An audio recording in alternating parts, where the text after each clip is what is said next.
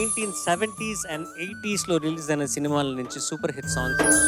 మీకు ఎప్పుడైతే మీకు బాధ్యతలు లేవో, బరువులు లేవో, ఆ రోజుల్లో మీరు విన్న పాటలన్నీ కూడా మనసు ఆహ్లాదంగా ఉంటుంది అన్నమాట. కంచికి పోతావా కృష్ణమ్మ,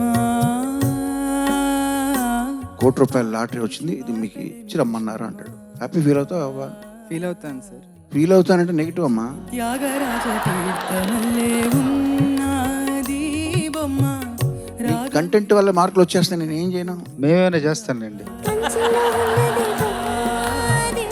నీవు రావేలా స్వరములు ఏడైనా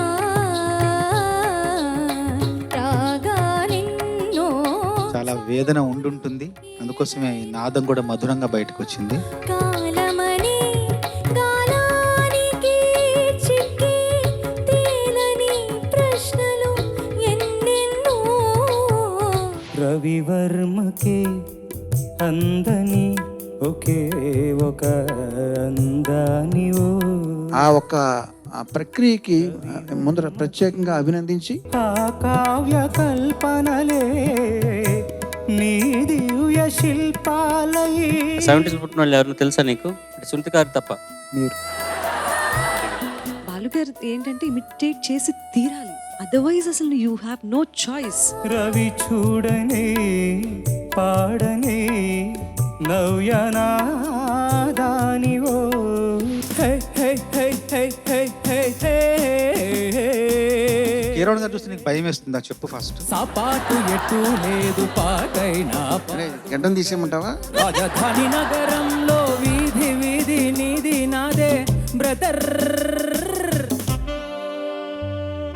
తను తహతహలాడాల చెలరేగాల చిబాబు గారు చాలా పరిచయం కానీ ఈ సినిమా నిర్మాత గారి అబ్బాయిని నాకు ఇంతవరకు తెలియదు. వీణ వేణువై ఇక్కడ నుంచి మిమ్మల్ని చూసే దృష్టి మారుతుంది, అది జాగ్రత్త.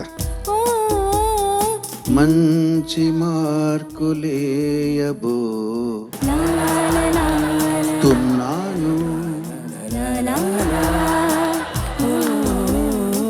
దేవుడే ఇచ్చాడు వీధి ఒకటి ఇక ఊరేలా. ఇంత పరిణతి చెందిన గాయకుడిగా నువ్వు పాట పాడుతూ ఉంటే ఎంత బాగా అనిపిస్తుంది. మన్నులోన మాణిక్యాన్ని వెతికే వెర్రమ్మా.